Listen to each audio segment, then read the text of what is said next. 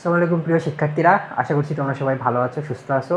এবং আজকে আমরা কৃষি শিক্ষা তৃতীয় অধ্যায় নিয়ে আলোচনা করব।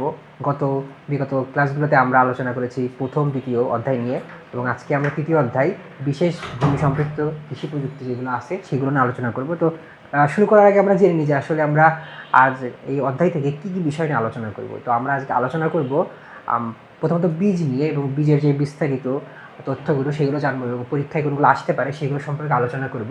পাশাপাশি আমরা আজ আলু, পেঁয়াজ এবং অন্য ফসলগুলোর বীজ সম্পর্কিত যে ধারণাটা নিব, এবং এই বীজ থেকে কিভাবে অন্য বীজ রূপান্তর করা হয়, পাশাপাশি কীভাবে রোগ বালাই দমন করা যায়, এর যে আগাছা দমন করা যায় এগুলো জানবো। পাশাপাশি আমরা যেই অণুজীব সারগুলো আমরা জেনেছিলাম গত অধ্যায়ে, সেই অণুজীব সারগুলো সম্পর্কে আজ আমরা বিস্তারিত ধারণা নিব। তো চলো আজ তাহলে শুরু করছি আমাদের তৃতীয় অধ্যায় বিশেষ উৎপাদন সম্পৃক্ত কৃষি প্রযুক্তিটা আছে সেটা। তাহলে শুরুতেই যে আমরা কথা মতো যে বীজ নিয়ে আমরা আলোচনা করবো আজ। তো আমরা আগে যে জানি বীজ আগে কী সে বিষয়ে আজকে ধারণা নিই। তো বীজ কি সেটা দেখি আগে। তো বীজ হলো উদ্ভিদের একটি জীবন্ত অঙ্গ। তাহলে আমরা সবাই জানি উদ্ভিদের কিন্তু প্রাণ আছে, তাহলে উদ্ভিদের একটা জীবন্ত অঙ্গ, যেহেতু জীব থেকে আসছে তাহলে একটি জীবন্ত অঙ্গ যেটা দিয়ে উদ্ভিদ প্রজনন করতে পারে এবং অন্যান্য যে চারা সেগুলো রূপান্তর হতে পারে। তাহলে এই জন্য একটা জীবন্ত অঙ্গ। উদ্ভিদের নিষিক্ত ও পরিপক্ক ডিম্বককে বীজ বলে। তাহলে আমাদের যদি প্রশ্ন আসে যে বীজ কি বা বীজ কাকে বলে, তাহলে আমরা লিখতে পারবো তখন যে উদ্ভিদের নিষিক্ত ও পরিপক্ক ডিম্বককে বীজ বলা হয়। নিষিক্ত এবং পরিপক্ক ডিম্বককে বীজ বলা হয়, যা দিয়ে আরও একটি উদ্ভিদ জন্মাতে পারে, তাই না? এবার একটি দেখি যে উপযুক্ত পরিবেশে নতুন উদ্ভিদের জন্ম দিতে সক্ষম উদ্ভিদের যে কোনো অংশকেও বীজ বলা হয়। তো আরও একটা সংখ্যা আমরা দেখলাম যে উপযুক্ত পরিবেশে নতুন উদ্ভিদের জন্ম দিতে সক্ষম উদ্ভিদের যে কোনো অঙ্গকে বীজ বলা হয়। তাহলে উদ্ভিদের যে কোনো অঙ্গ, তাহলে বীজ যে শুধু ফল হতে পারে তাও কিন্তু না, বিভিন্ন অঙ্গও হতে পারে যা অন্য একটি উদ্ভিদের জন্ম দিতে পারে। তো এবার আমরা দেখবো যে বীজের শ্রেণী বিভাগ। বীজকে কিছু শ্রেণীতে ভাগ করা হয়েছে, সেগুলো কৃষির ভিত্তিতে। সেগুলো আমরা আগে দেখি। ব্যবহার ভিত্তিক, বীজপত্রের সংখ্যা অনুযায়ী, নিষেক ভিত্তিক এবং ভ্রূণের সংখ্যা ভিত্তিক। তো এই ক্রাইটেরিয়াগুলোর উপরে বীজকে কয়েকটি ভাগে ভাগ করা হয়েছে। সেই ভাগ করার শ্রেণী বিভাগ আমরা এখন দেখব। তাহলে শ্রেণী বিভাগগুলো আমরা এখন দেখি যে কয়েকটি শ্রেণীতে ভাগ করা যায়, সেটা আমরা জানলাম। এখন সেই ভাগগুলো দেখব। তো ভাগগুলো হলো উদ্ভিদতাত্ত্বিক বীজ। প্রথমত যে ভাগটা সেটা হলো উদ্ভিদতাত্ত্বিক বীজ। সেটা কি? তাহলে সেটা আমরা এখন দেখি যে সেটা কি। সেটা হলো নিষিক্ত পরিপক্ক ডিম্বককে উদ্ভিদতাত্ত্বিক বীজ বলা হয়। ধান, গম, সরিষা উদ্ভিদতাত্ত্বিক বীজের উদাহরণ। ধান, গম, সরিষা এগুলো উদ্ভিদতাত্ত্বিক বীজ। যেগুলো উদ্ভিদ থেকে সরাসরি আসছে সেগুলো হলো উদ্ভিদতাত্ত্বিক বীজ। এবার দেখব যে কৃষিতাত্ত্বিক বীজ কি। উদ্ভিদের মূল, কাণ্ড বা পাতার মতো যে কোনো অংশ যা নতুন উদ্ভিদের জন্ম দিতে পারে তাকে কৃষিতাত্ত্বিক বীজ বলা হয়। যেমন কাকরোলের মূল, আখের টুকরা, আলুর কন্দ এবং পাথরকুচির পাতা কৃষিভিত্তিক বীজের উদাহরণ। তাহলে ব্রড লাইনে আমরা দুইটা ভাগ দেখছি, একটা কি উদ্ভিদতাত্ত্বিক বীজ, আর একটা হলো কৃষিতাত্ত্বিক বীজ। তাহলে এর মধ্যে উদাহরণ কি কি? ধান, গম, সরিষা উদ্ভিদতাত্ত্বিক বীজের উদাহরণ। ধান, গম, সরিষা আমরা যদি দেখি তাহলে এই যে উদ্ভিদগুলোর থেকে আর একটা উদ্ভিদ কীভাবে জন্মায়, এর যে ফলটা হয় সেই ফলটাতে চারা বানানো হয়, এবং সে চারা থেকে নতুন করে আবার উদ্ভিদ গজায়। কিন্তু কৃষিতাত্ত্বিক বীজ সেগুলোতে কি হচ্ছে, মূল, কাণ্ড বা পাতার মতো যে কোনো অংশ যা নতুন একটি উদ্ভিদের জন্ম দিতে সক্ষম, সেই অংশগুলো দিয়ে আবার বীজ উৎপাদন করা হচ্ছে। তো এইগুলো হচ্ছে আমাদের কৃষিতাত্ত্বিক বীজ। এবার দেখি বীজপত্রের সংখ্যা অনুযায়ী শ্রেণী বিভাগ। বীজপত্রের সংখ্যা অনুযায়ী শ্রেণী বিভাগ, যে এক বীজপত্রী বীজ, যে বীজের মাত্র একটি বীজপত্র থাকে তাকে এক বীজপত্রী বীজ বলা হয়। তাহলে এটা হলো এর সংজ্ঞাটা আমরা দেখি যে এক বীজপত্রী বীজ, যে বীজে একটি মাত্র বীজপত্রে থাকে তাকে এক বীজপত্রী বীজ বলা হয়। এগুলো কি কি? ধান, গম, ভুট্টা, নারিকেল, খেজুর, তাল ও সুপারি এক বীজপত্রী বীজের উদাহরণ। এক বীজপত্রী মানে প্রতিটা দানা থেকে কিন্তু একটা চারা জন্মাতে পারে, তাই না? আর আমরা যদি ধানের একটি উদাহরণ হিসেবে দেখি, তো ধান গাছে কিন্তু ধান দানা দানা আকারে হয়। এখন আমরা যদি একটি ধানের দানা নিয়ে সেটা যদি আমরা বীজে রূপান্তর করি, তা থেকে কিন্তু একটা গাছ বেরোতে সক্ষম, তাই না? তো সেটা কি? এক বীজপত্রী বীজ এগুলা। আর দ্বিবীজপত্রী বীজ যেগুলো, সেগুলো কি? যেমন যে বীজে দুটি বীজপত্র থাকে তাকে দ্বিবীজপত্রী বীজ বলা হয়। দুটি বীজপত্র থাকে। তোমরা যদি কখনো আম দেখে থাকো যে আমের যে আটিটা আছে, আমরা যেটা আটি বলি, সেটা যদি থাকে ভিতরে কিন্তু দুইটা অংশ থাকে, তাই না? একটা অংশ কিন্তু থাকে না, দুইটা অংশ থাকে। তো ওটা ভাঙা হয় যখন ওটা থেকে চারা বের হয় তখন দেখা যাবে দুইটা অংশ আছে। ঠিক তেমনভাবে জাম, কাঁঠাল, শিম ও সয়াবিনের যে বীজের দুইটা ভাগ থাকে, যার কারণে এগুলোকে বলা হচ্ছে যে দ্বিবীজপত্রী বীজ। এবার দেখি বহুবীজপত্রী বীজ। তার মানে আমরা শুরুতে যদি বহু দেখতে পাচ্ছি, তার মানে কি এরপরে উদ্ভিদটা যেগুলো হবে উদাহরণস্বরূপ সেগুলোতে দেখা যাবে অসংখ্য পত্রজীবী ভাগ আছে। তাহলে যে বীজে দুইটির অধিক বীজপত্র থাকে তাকে বহুবীজপত্রী উদ্ভিদ বলা হচ্ছে, যে বীজ উৎপাদন করতে সক্ষম। পাইন বহুবীজপত্রী বীজের একটি উদাহরণ। তাহলে পাইন যেই গাছটা আছে সেই গাছটাকে বলা হচ্ছে যে এটা বহুবীজপত্রী বীজের উদাহরণ। এবার দেখবো যে নিষেক ভিত্তিতে যে বীজকে কয়েকটি ভাগে ভাগ করা যায় সেটা। নিষেক বলতে যে প্রজননের মাধ্যম সেটা থেকে বোঝানো হচ্ছে যে যৌন বীজ। তাহলে পরাগায়নের মাধ্যমে স্ত্রী ও পুরুষ রেণুর মিলনে যে বীজ উৎপন্ন হয় তাকে যৌন বীজ বলা হয়। যেমন ধান, গম, পাট, মরিচ, বেগুন, শশা, মিষ্টি কুমড়া যৌন বীজের উদাহরণ। তাহলে আমরা জানি উদ্ভিদ পরাগায়ন করে কীভাবে। উদ্ভিদের যেই ফুল থাকে, ফুলে যদি অন্য কোনো পোকামাকড় বা তোমার মৌমাছি এই জাতীয় কীটপতঙ্গ বসে এবং অন্য একটি স্ত্রী ফুল থেকে একটি পুরুষ ফুলে যদি সেটা পরাগায়ন হয়, তাহলে এর মাধ্যমে কিন্তু উদ্ভিদ যে তার বীজ উৎপাদন সেটা করে। তাহলে এই প্রক্রিয়ার মাধ্যমে যেগুলো হয় সেগুলো হলো যৌন বীজ। আর অযৌন বা অঙ্গজ বীজ কোনগুলো? উদ্ভিদের প্রজনন অঙ্গ ব্যতীত অন্যান্য অঙ্গ থেকে সংগৃহীত বীজকে অযৌন বা অঙ্গজ বীজ বলা হয়। এগুলো কি কি? আলু, আদা ও হলুদ। তাহলে এইগুলো কিন্তু আমরা উদ্ভিদের যে ফল সেটাকেই কিন্তু ব্যবহার করছি আর একটা উদ্ভিদের যেই বীজ থেকে গাছ উৎপন্ন হয় সেই প্রক্রিয়ার জন্য। যেমন আমরা যদি আলুকে দেখি, তাহলে আলু কি? উদ্ভিদ, আমরা আলু খাদ্য হিসেবে গ্রহণ করি এবং এটা উদ্ভিদের একটি প্রদত্ত ফল, গাছ থেকে আমরা পাচ্ছি। তো আমরা যদি সেটাই আবার লাগাই তো দেখা যাবে আরও একটি আলু গাছ রূপান্তরিত হবে, তাই না? তো এই প্রক্রিয়ার মাধ্যমে, অযৌন প্রক্রিয়ার মাধ্যমে এগুলো হলো অঙ্গজ বীজ। আলু, আদা, হলুদ এই উদাহরণগুলো মনে রাখতে হবে আমাদের। বিশেষ করে আমাদের দেখা গেলো পরীক্ষায় প্রশ্ন আসতে পারে এমসিকিউ যদি আমরা দেখি যে নিচের কোনটি অযৌন বা অঙ্গজ বীজ। তো এখানে দেওয়া থাকলো যে ধান, গম, পাট আর দেওয়া থাকলো আলু। তাহলে এখন তোমাকে আইডেন্টিফাই করতে হবে যে এর মধ্যে কোনটা অঙ্গজ প্রজনন করে। তাহলে অঙ্গজ প্রজনন কিসের মাধ্যমে হয়? আলুর মাধ্যমে। তো আমরা উত্তর আলু করতে পারবো। এই জন্য সংজ্ঞার পূর্বা পাশাপাশি যেই উদাহরণগুলো আছে সেগুলো বেশি করে পড়তে হবে, তাহলে আমরা যে উত্তরগুলো সেগুলো খুব সহজেই করতে পারবো। এবার দেখি এক ভ্রূণী যে বীজ, মানে যেই বীজে একটি মাত্র ভ্রূণ থাকে, তাই না? যে বীজে একটি মাত্র ভ্রূণ থাকে তাকে এক ভ্রূণী বীজ বলা হচ্ছে। তাহলে সেগুলো কি কি? ধান, গম, পাট এক ভ্রূণী বীজের উদাহরণ। এবার দেখবি বহু ভ্রূণী বীজ।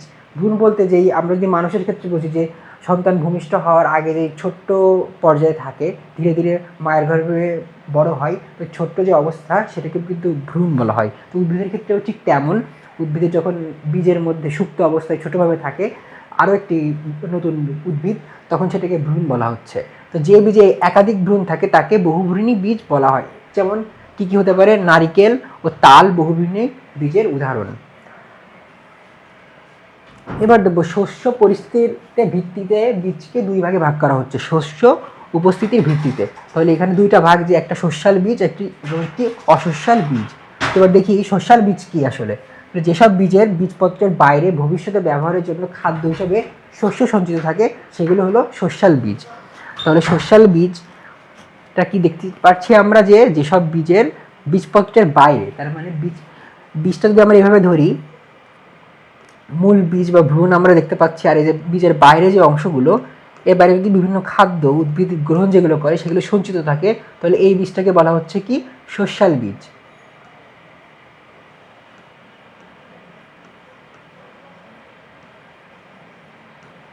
তাহলে এই বীজটাকে বলা হচ্ছে শস্যাল বীজ। তাহলে বীজকে এই সঞ্চিত শস্য অঙ্কুরোদ্গমের সময় চারা বৃদ্ধির জন্য প্রাথমিক খাদ্য সরবরাহ করে থাকে। তাহলে এই যেই শস্যাল বীজে যেই খাদ্য সংরক্ষণ করা থাকে সেগুলো কি হচ্ছে? শস্য যে অঙ্কুরোদ্গম, মানে যখন একটি শস্য থেকে আরও একটি চারা রূপান্তর হচ্ছে সেই প্রক্রিয়াটা, ওই প্রক্রিয়ার সময়টুকুতে যে খাদ্য প্রয়োজন হয়, উদ্ভিদের পুষ্টি প্রয়োজন হয়, সেগুলো সঞ্চয় করে থাকে। এগুলো কি কি? ধান, গম, ভুট্টা। এই তিনটা উদ্ভিদ হলো শস্যাল বীজের উদাহরণ। এবার দেখবো অশস্যাল বীজ। তাহলে এর নিশ্চয়ই উল্টোটা হবে, যে খাদ্য সঞ্চিত থাকে না, তো দেখি যে বাইরে সঞ্চিত থাকে না, তাই না, এবং শুধুমাত্র বীজপত্রের ভেতরে সঞ্চিত থাকে। তার মানে এই যে বাইরের যে খাদ্যগুলো আমরা দেখলাম এগুলো সঞ্চিত থাকে না, শুধু এই যে ভিতরে, এর ভিতরে কিছু খাদ্য থাকে, সেটাই উদ্ভিদ খাদ্য হিসেবে গ্রহণ করে। যেমন কুমড়া, ছোলা, লাউ, এই উদ্ভিদের বীজগুলো সাধারণত অশস্যাল বীজ। এবার দেখব বীজের বহিরাবরণের যে পরিস্থিতি সেটার উপর ভিত্তি করে বীজকে আবার দুইটা ভাগে ভাগ করা হচ্ছে, একটি হলো নগ্ন বীজ আর একটা হচ্ছে আবৃত বীজ। তাহলে এবার দেখি আমরা সংজ্ঞাটা, যে বীজে যে কোনো বাহির আবরণ থাকে না সেটা হলো নগ্ন বীজ। তার মানে যেই বীজের কোনো বাহিরে কোনো আবরণ থাকছে না সেটা হলো নগ্ন বীজ। এর উদাহরণ কি কি? নগ্ন বীজের একটা আমরা দেখি যে দ্রুত অঙ্কুরোদ্গম হয় এই বীজগুলো। তার মানে বৈশিষ্ট্য কি, যে এই বীজগুলো দ্রুত থেকে চারা রূপান্তরিত হতে পারে, তবে পরিবেশগত ক্ষতির ঝুঁকি বেশি থাকে। যেমন গম এবং ভুট্টা এই দুইটা উদ্ভিদ হলো নগ্নবীজী উদ্ভিদ। তার মানে এদের যে বহিরাবরণ বীজের বাইরে সেটা থাকে না। এবার আবৃত বীজ, যে বীজে শক্ত বা স্পষ্ট বহিরাবরণ থাকে তাকে আবৃত বীজ বলা হচ্ছে। তো এই বহিরাবরণ বীজকে আর্দ্রতা, রোগ এবং যান্ত্রিক ক্ষতি থেকে রক্ষা করে। মানে এই বীজগুলো, এই যে উদাহরণ ধান, ডাল, তেল বীজ, এই যে উদাহরণস্বরূপ আমরা আবৃত বীজ দেখতে পাচ্ছি, এইগুলো বীজের বাইরে শক্ত আবরণ থাকছে, যার ফলে এগুলো যে কোনো পরিস্থিতিতে অঙ্কুরোদ্গম করতে পারে, কারণ এই বীজের যে ভ্রূণটা সেটা কিন্তু একটি শক্ত আবরণ দ্বারা আবৃত। কিন্তু যে নগ্ন বীজ সেগুলো কিন্তু আবৃত না, এবং ভ্রূণটা আলগা অবস্থায় আছে, এবং সেটা কিন্তু অন্যান্য প্রতিকূল পরিবেশে ক্ষতির সম্মুখীন হতে পারে, যার কারণে এগুলোর অঙ্কুরোদ্গম দ্রুত হলেও যে ঝুঁকি বীজ থেকে নতুন চারা রূপান্তর না হওয়ার সেটা থেকেই যায়। এবার দেখি যে বাংলাদেশের বীজ বিধি 1990 অনুযায়ী বীজকে উৎপাদন পর্যায় ও গুণগত যে মান তার উপর ভিত্তি করে কয়েকটি ভাগে ভাগ করা হয়েছে। সেই ভাগগুলো আমরা এখন দেখব। মূলত তিনটি ভাগে ভাগ করা হয়েছে। তিনটি ভাগ কি কি সেগুলো আমরা দেখব। যে মৌল বা প্রজনন বীজ বা ব্রিডার বীজ, সেগুলো কি তাহলে এখন আমরা দেখি। যে দীর্ঘ পরীক্ষা নিরীক্ষা গবেষণার মাধ্যমে উদ্ভিদ প্রজননকারী বিজ্ঞানীরা যে বীজ নির্বাচন করেন সেই বীজকে বলা হচ্ছে প্রজনন বীজ। এই বীজে জাতের সর্বোচ্চ বিশুদ্ধতা থাকে এবং সাধারণ সীমিত পরিমাণে উৎপাদন করা যায়। তাহলে আমরা প্রথম অধ্যায়ে যে দেখছিলাম যে কৃষি যে ল্যাবরেটরিগুলো আছে তারা কিন্তু কৃষির উন্নয়নে বিভিন্ন ধরনের কাজ করে থাকে। তো তারা তাদের গবেষণাগারে প্রথমত একটি বীজ যদি গবেষণা শুরু করেন, তো প্রাথমিক পর্যায়ে বা একদম তারা গবেষণা শুরুতে একদম ফলাফল পর্যায়ে যখন তারা যায়, তখন যেই বীজটা পাচ্ছে যে মৌল বা প্রজনন বীজ, দীর্ঘ পরীক্ষা নিরীক্ষার পরে এটা পাচ্ছে গবেষণার মাধ্যমে, উদ্ভিদ প্রজননকারী বিজ্ঞানীরা যে বীজ নির্বাচন করেন তাকে মৌল বা প্রজনন বীজ বলা হয়। অথবা আমরা এটাকে সংক্ষেপে বলতে পারি মৌলিক বীজ, মনে রাখার সুবিধার্থে যে মৌলিক বীজ একদম শুরুর যে বীজটা। তাহলে এবার দেখব এই বীজের যে সর্বোচ্চ বিশুদ্ধতা, মানে একটি উদ্ভিদ থেকে যদি নতুন প্রক্রিয়া আরেকটা বীজ উৎপাদন করা হয় তাহলে এই যে বিশুদ্ধতা, সেই বিশুদ্ধতা কিন্তু সবচেয়ে বেশি থাকে। অনেক সময় দেখা যায় বীজের সাথে অন্যান্য বীজও মিশ্রিত হয়ে যায়, যার ফলে বীজের যে বিশুদ্ধতা সেটা কিন্তু আর থাকে না। তো এতে যে সর্বোচ্চ বিশুদ্ধতা থাকে মৌলিক বীজে, এবং এর সাধারণ সীমিত পরিমাণে উৎপাদন করা হয়। সীমিত পরিমাণে, কারণ এটা গবেষণাগারেই বিভিন্ন ধরনের পরীক্ষা নিরীক্ষার জন্য যেহেতু উৎপাদন করা হয় সেহেতু সীমিত পর্যায়ে করা হয়। এবার দেখবো যে ভিত্তি বীজ বা ফাউন্ডেশন বীজ। তো এই বীজটা কি, আসলে মৌল বা প্রজনন বীজ থেকে উৎপন্ন বীজকে ভিত্তি বীজ বলা হয়। তার মানে আমরা যখন দেখছি যে এই বীজ থেকে সাধারণত এই বীজের রূপান্তরটা যখন হচ্ছে তখন সেটাকে বলা হচ্ছে ভিত্তি বীজ। যে প্রজনন বা বীজ থেকে উৎপন্ন বীজ ভিত্তি বীজ বলা হচ্ছে, যে এটা থেকে যখন উৎপন্ন হচ্ছে তখন সেটা ভিত্তি বীজ। এই বীজের উৎপাদনের সময় জাতের বিশুদ্ধতা বজায় রাখতে কঠোরভাবে সকল প্রজনন নিয়ম পালন করা হয়। ভিত্তি বীজ সাধারণত সরাসরি কৃষকের কাছে বিক্রি করা হয় না। এবার আমরা কৃষক পর্যায়ে যেই বীজগুলো পাওয়া যাচ্ছে সেই বীজগুলো কিন্তু এই কৃষক ব্যবহার করতে পারছে না। এখানে এই যে বীজগুলো সেগুলো দেখা যাচ্ছে গবেষণাগারেই বিভিন্ন ধরনের গবেষণা প্রক্রিয়াতে ব্যবহৃত হচ্ছে। এবার দেখি প্রত্যায়িত বা সার্টিফাইড সিড এটা কি। যে তিনটি ভাগের শেষ ভাগটা হলো এটা। তাহলে এই ভিত্তি বীজ থেকে পর্যায়ক্রমিক অধিক পরিমাণে উৎপাদিত বীজকে প্রত্যায়িত বীজ বলা হচ্ছে। সরকারি সংস্থা বীজের মান পরীক্ষা করে সার্টিফিকেট প্রদান করে। প্রত্যায়িত বীজ উচ্চমান সম্পন্ন বীজ হিসেবে পরিচিত এবং কৃষক পর্যায়ে ব্যবহারের জন্য উন্মুক্ত। তাহলে প্রথমে মৌলিক বীজ আসছে, তারপরে আসছে ভিত্তি বীজ, ভিত্তি বীজ থেকে আসছে এই যে প্রত্যায়িত বা সার্টিফাইড বীজ। তার মানে গবেষণাগারে প্রথমে একটি বীজ তৈরি করা হচ্ছে আধুনিক কৃষি পর্যায়ে, এবং সেটা থেকে আরেকটু বিশুদ্ধতা রক্ষা করে নতুন আরেকটা বীজ আসছে, সেটা হচ্ছে ভিত্তি বীজ। এবং ভিত্তি বীজ থেকে যখন দেখছে যে এই বীজটা কৃষকের কাছে গেলে কৃষি ফলন বৃদ্ধি পাবে এবং এরা উফশী জাত বা উচ্চ ফলনশীল জাতের, তখন সেটা আবার কৃষক পর্যায়ে কৃষকের জন্য ব্যবহারের জন্য দেওয়া হচ্ছে। তো এটা যে সরকারি যেই বীজ উৎপাদনকারী সংস্থাগুলো আছে সেগুলো বীজ উৎপাদন করছে এবং কৃষক পর্যায়ে ব্যবহারের জন্য উন্মুক্ত বা উপযুক্ত করছে। এবার দেখি যে ভালো বীজের গুরুত্বপূর্ণ বৈশিষ্ট্য। তখন আমরা জানলাম বীজের শ্রেণী বিভাগ সম্পর্কে, বীজ আসলে কী এবং বীজের শ্রেণী বিভাগগুলো কী কী এবং কোনগুলোর মধ্যে পড়ে। এখন আমরা জানবো যে আমরা তো একটি ভালো বীজ সেটা চিনতে পারবো কীভাবে, এর বৈশিষ্ট্যগুলো কী কী যে ভালো বীজ চেনার। তো বীজের জাত বিশুদ্ধ এবং উচ্চ ফলনশীল হতে হবে। তারপরে জাত বিশুদ্ধ, তার মানে আমি যদি ধানের বাড়ি 4 জাত চাষ করতে যাই, তো দেখা যাবে যে ওর সাথে যেন বাড়ি 3 বা বাড়ি 6 মিশ্রিত না হয়, সেটার জন্য বাড়ি 4ই হয়। এটা হলো একটি বিশুদ্ধতা। এবং এই উচ্চ ফলনশীল হতে হবে। দেখলাম আমি ফলন করলাম কিন্তু দেখা যাবে যে আমি খুব কম ফলন পাচ্ছি, তো এটা কিন্তু আমার বিশুদ্ধ বীজের একটি উদাহরণ না।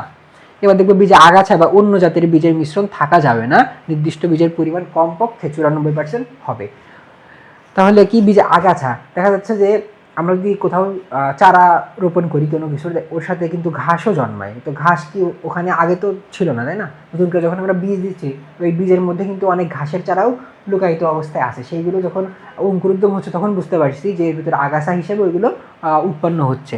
তো একটি বিশুদ্ধ বীজের 94% ওই উদ্ভিদের যে আমি আমার যেই ডিজায়ার্ড উদ্ভিদ আমি রোপণ করছি সেই উদ্ভিদেও যেন বীজ থাকে, এর বাইরে যেন অন্য কোনো বীজ না থাকে। তো সেই পরিমাণটা কত হতে হবে? 94%। তাহলে একটি বীজ বিশুদ্ধ বীজ হবে। তাহলে বীজ কেমন হবে? এবার বীজের যেই বাইরের চেহারা সেটা হবে উজ্জ্বল, দাগমুক্ত, রোগমুক্ত এবং পোকামুক্ত হতে হবে। মানে বীজে কোনো ধরনের ত্রুটি থাকা যাবে না। এবং বীজের দানা বড় হবে, পুষ্ট হবে এবং ভাঙাহীন হতে হবে। সকল বীজের আকার ও গঠন প্রায় একই রকম হতে হবে। পাশাপাশি দানা জাতীয় ফসলে বীজের আর্দ্রতা 10 থেকে 12% এবং অন্য বীজে 6 থেকে 9% হওয়া উচিত।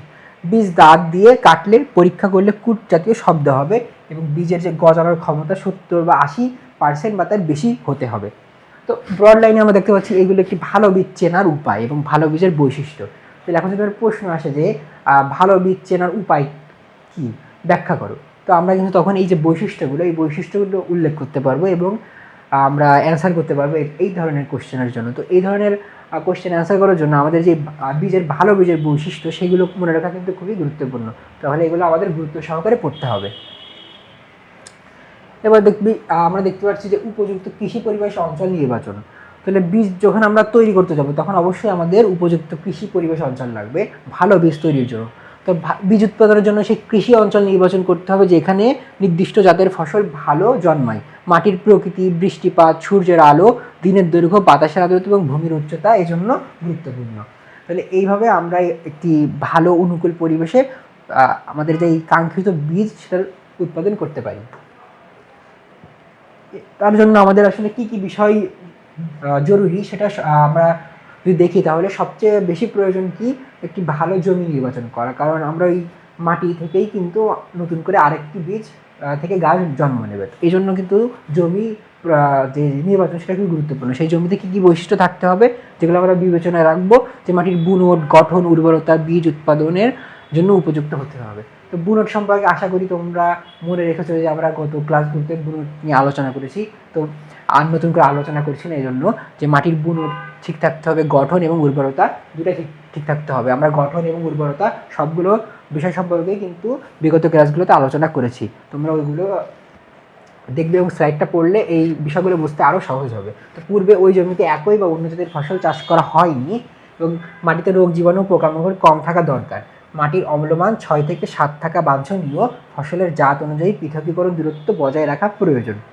ফলে আমরা যদি উদাহরণস্বরূপ দেখি, যখন একটি মানব শিশু জন্ম নেয় তো তাকে কীভাবে রাখা হয়, তাকে কিন্তু সবথেকে ভালো পরিবেশে রাখা হয় এবং কোনো রোগ জীবাণু সংস্পর্শে যেন না আসে, পাশাপাশি যেই আবাসস্থলটা সেটা যেন পরিষ্কার পরিচ্ছন্ন থাকে। এবং আমরা নতুন কোনো নিউবর্ন বেবিকে যখন করে নিতে যাই তখন কিন্তু আমরা নিজের হাত ধুয়ে নিই, পরিষ্কার করে নিই। তো সেটা থেকে আমরা একটা আইডিয়া নিতে পারি যে উদ্ভিদও কিন্তু উদ্ভিদের যে বীজ সেটাও কিন্তু এই ধরনের মিক পর্যায়ে থাকে, যে সহজেই রোগ আক্রান্ত হতে পারে কিংবা অন্যান্য যেই রোগ জীবাণু সেগুলো আক্রমণ করতে পারে।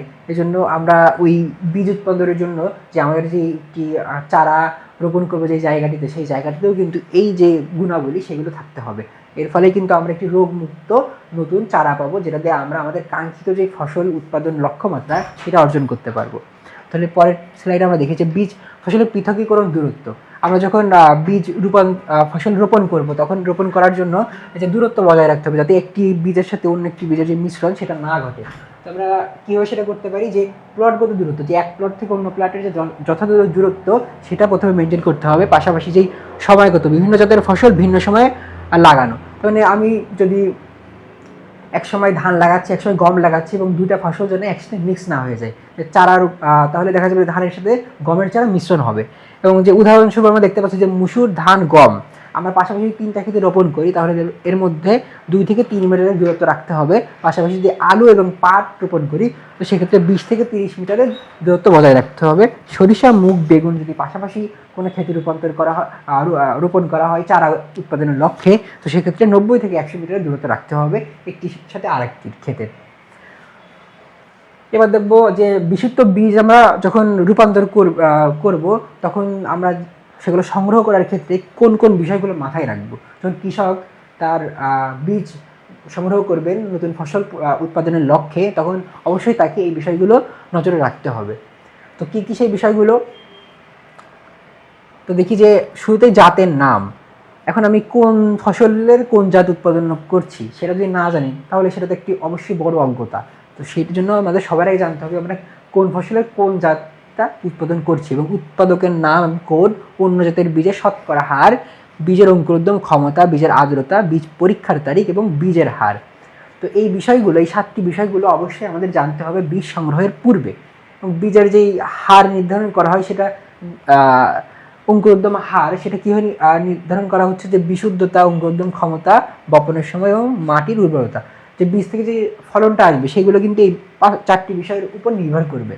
তাহলে বীজ সংগ্রহের ক্ষেত্রে আমাদের এই বিষয়গুলো মনে রাখতে হবে এবং বাছাই করে নিতে হবে যে কোন বীজটি বিশুদ্ধ। এবার দেখি বীজ বপনের সময় যে আমাদের কি কি কাজগুলো করতে হবে। বীজের মান ও ফসলের ফলন বপনের সময় উপর নির্ভরশীল। তারপরে দেরিতে বপন যদি আমরা বীজ করি, তাহলে বীজ পরিপক্ক হওয়ার জন্য পর্যাপ্ত সময় পায় না। তাহলে বীজ বপনের যে সময়টা, নির্ধারিত সময়টা, সেই সময় কিন্তু বপন করতে হবে। পাশাপাশি যেই রসের অভাবে রোগ পোকার আক্রমণ যাতে না ঘটে, সেই সময় বপনের সময় সামান্য পরিবর্তন করা যায়। তার মানে আমাদের মাটির আর্দ্রতা অনুযায়ী একটু আকপিছক করতে পারি আমরা। নির্বাচিত জমি প্রস্তুতকরণ, কারণ আমরা যেই জমিকে নির্বাচন করলাম বীজ রোপণের জন্য, সেই জমিতে আমরা কী ধরনের প্রস্তুতি গ্রহণ করব। তো বীজ উৎপাদনের জন্য জমি ঝুরঝরা এবং সমানভাবে প্রস্তুত করা প্রয়োজন। মানে মাটির যেই কণাগুলো থাকবে, সেই কণাগুলো যেন ঝরঝরে হয়, একটার সাথে একটা না লেগে থাকে। এবং রোপা ধানের জন্য জমি কর্দমাক্ত করতে হবে। এখন যেই ফসলের জন্য কাদামাটি প্রয়োজন, যেমন ধান রোপণের জন্য যদি তোমরা দেখে থাকো, তাহলে দেখবা যে জমিতে কিন্তু সেচ দিয়ে একদম পানি দিয়ে ভিজিয়ে ফেলা হয়, আর জমিতে কাদা কাদা করা হয়, কাদার মধ্যেই কিন্তু ধান গুজে দেওয়া হয়।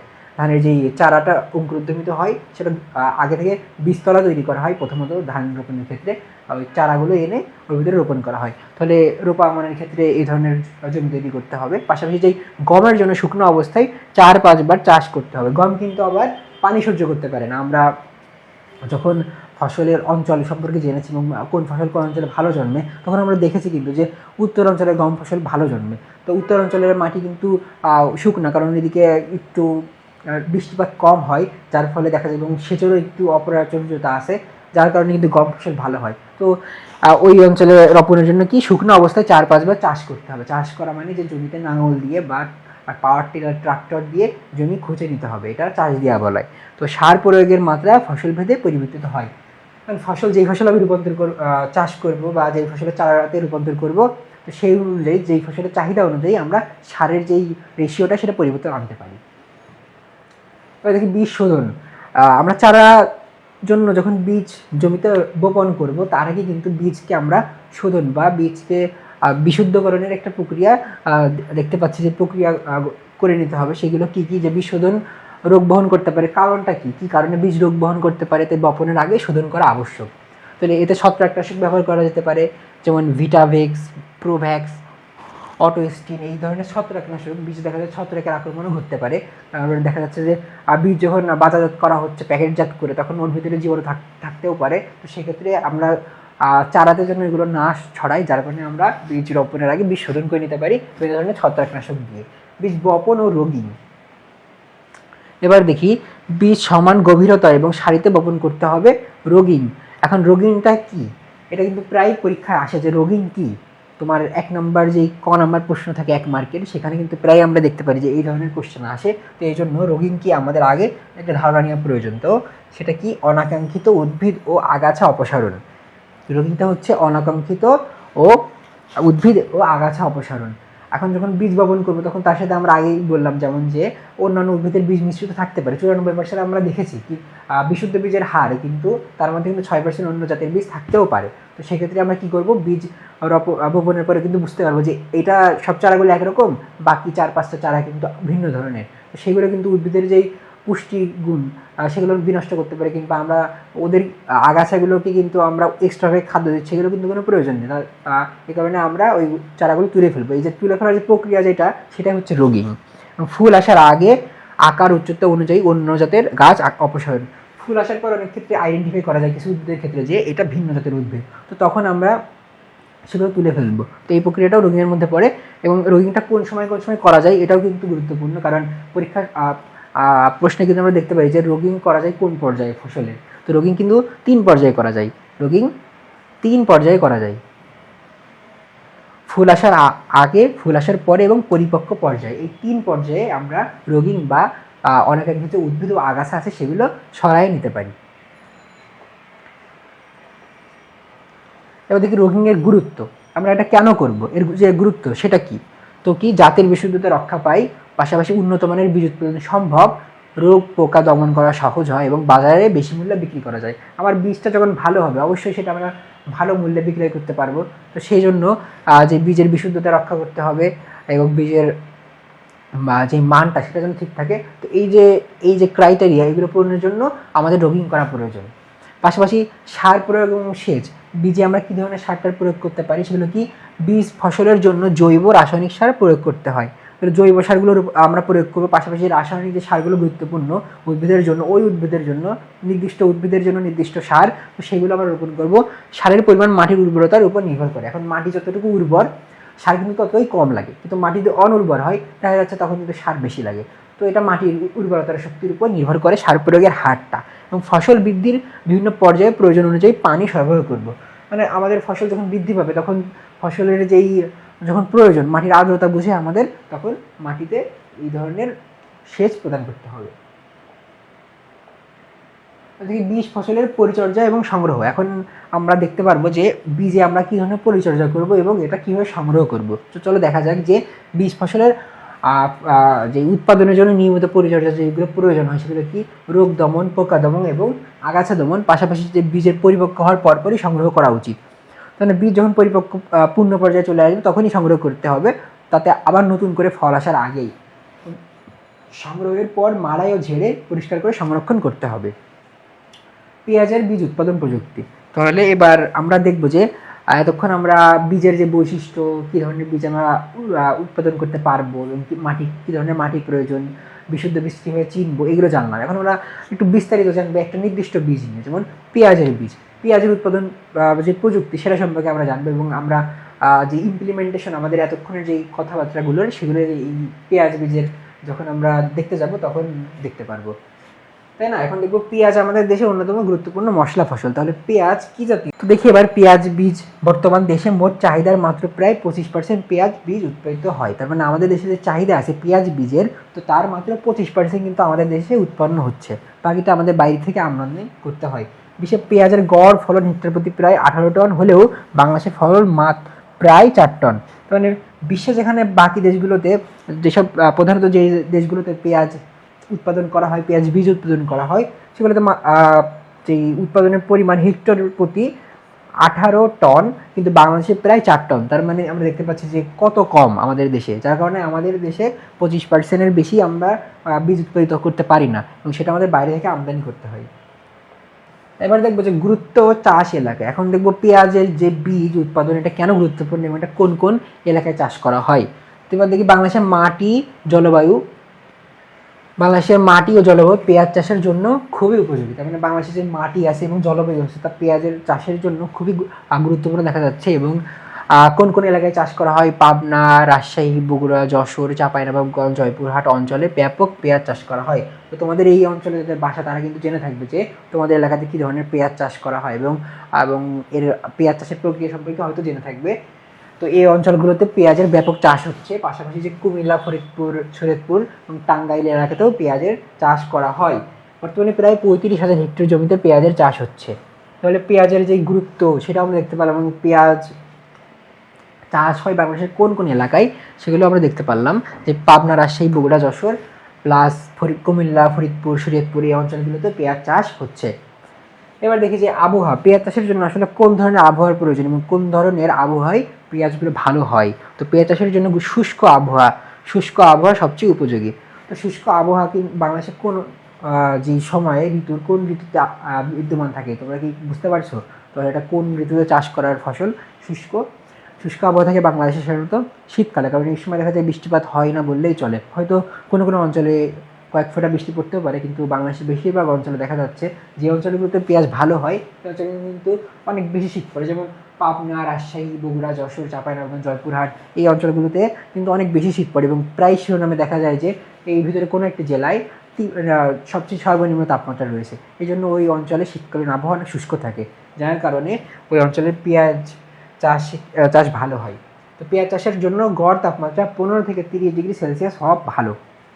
তার মানে 15 থেকে 30-এর মাঝামাঝি কোনো একটা তাপমাত্রা পেঁয়াজ চাষের জন্য গুরুত্বপূর্ণ, উপযোগী। কন্দ গঠনের জন্য উপযুক্ত তাপমাত্রা 10 থেকে 20 ডিগ্রি সেলসিয়াস। এখন আমরা এখানে নতুন একটি শব্দ দেখতে পাচ্ছি যে কন্দ। তাহলে কন্দটা কি সেটা আগে আমরা এখন জানি। আগে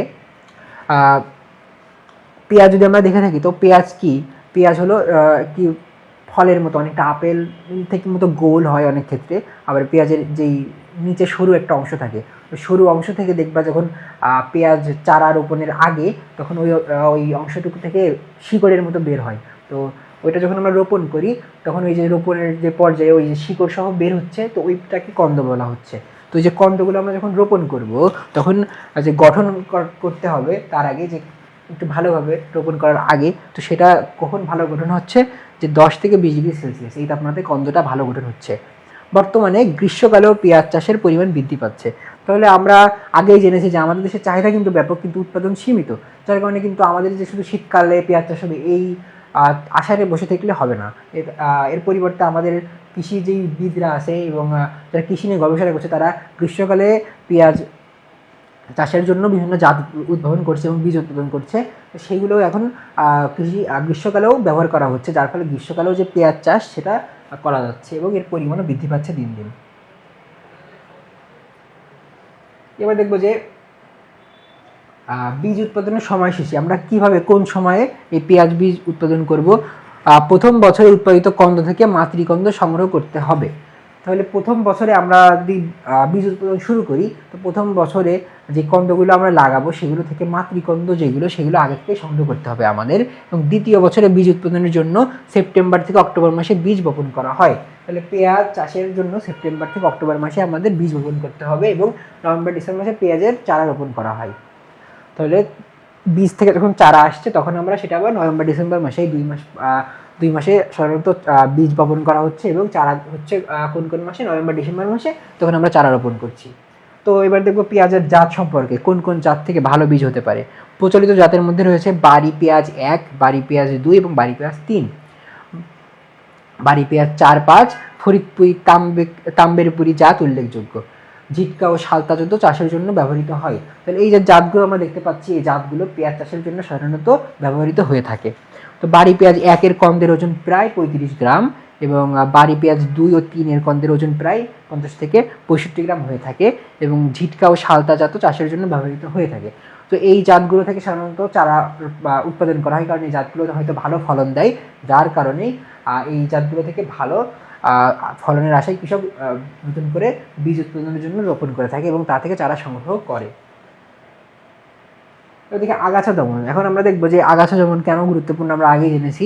এখন পেঁয়াজ চাষের ক্ষেত্রে আমরা আগাছা দমনটা কী ধরনের আগাছা দমন প্রয়োজন। তো রোপণের 20 থেকে 25 দিনের মধ্যে প্রথমবার আগাছা দমন করতে হবে পেঁয়াজের কন্দ রোপণের পরে, পরবর্তী প্রয়োজন অনুযায়ী আগাছা পরিষ্কার করতে হবে। তার মানে 20 থেকে 25 দিনের মধ্যে একটি আগাছা সংগ্রহ করতে হবে, যেটা রোগিং আমরা যেটা আগে শিখেছি যে আমাদের অপ্রত্যাশিত যে চারাগুলো আছে সেগুলো তুলে ফেলতে হবে।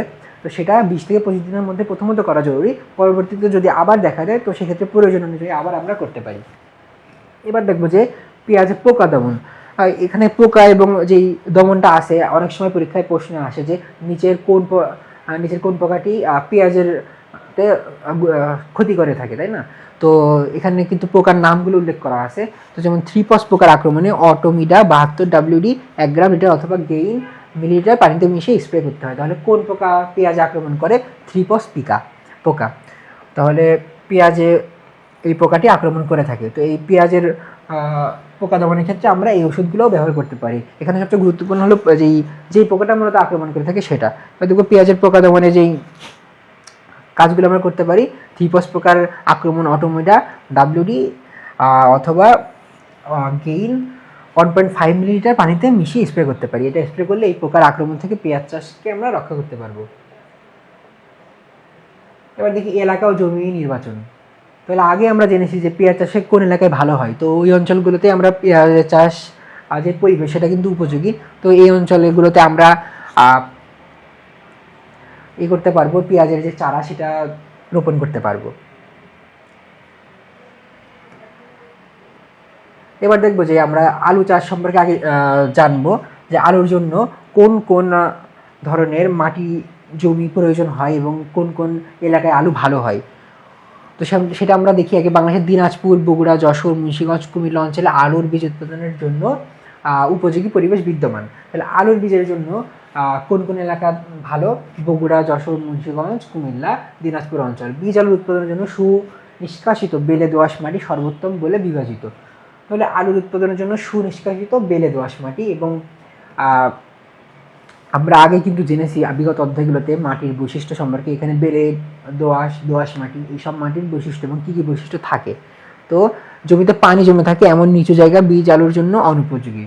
তাহলে আলু কিন্তু একটি শীতকালীন ফসল। আমরা যদি দেখে থাকি তাহলে আমাদের দেশে শীতকালে কিন্তু আলু উৎপাদন করা হয় এবং চারাও উৎপাদন করা হয়। তাহলে আলু ফসলও কিন্তু পানি সহ্য করতে পারে না। যদি জলাবদ্ধ হয় তো সেক্ষেত্রে আলু গাছ মারা যায় এবং আলু রূপান্তরিত হয় না। এজন্য পানি নিষ্কাশিত হওয়া জায়গায় প্রয়োজন আলু চাষের জন্য।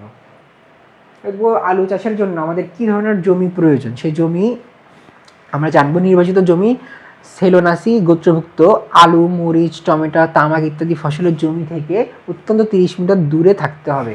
তার মানে সোলোনেসি যেই গোত্রভুক্ত যে ফসলগুলো আছে, যেমন মরিচ, টমেটো, তামাক, এই জাতীয় যে ফসলগুলো আছে সেই ফসলগুলো থেকে আমরা আলু চাষের জন্য যে জমি নির্বাচন করবো তার দূরত্ব প্রায় 30 মিটার হওয়া লাগবে।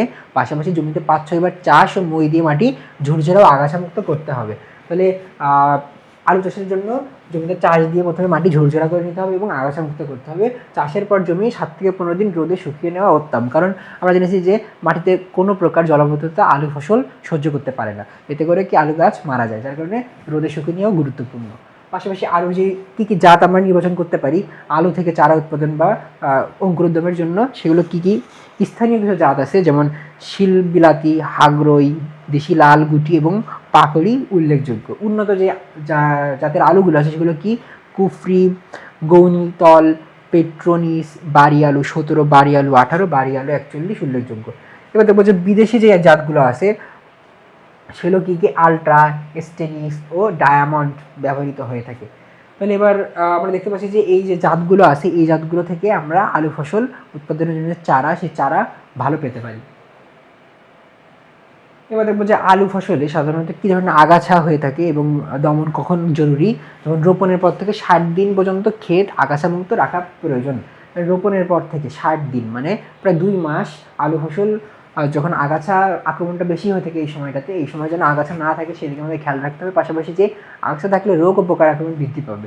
তো দেখা যাচ্ছে যে এই আলু ফসল আমরা চাষ করছি, এর বাইরে যে অন্য ফসল থাকে তো এই ফসলগুলোর অন্যান্য রোগে আক্রান্ত হবে। অন্যান্য ফসল পোকা, সেই পোকাগুলো আকৃষ্ট হয়ে ওই যে উদ্ভিদগুলো আছে সেই উদ্ভিদগুলোর কাছে আসবে।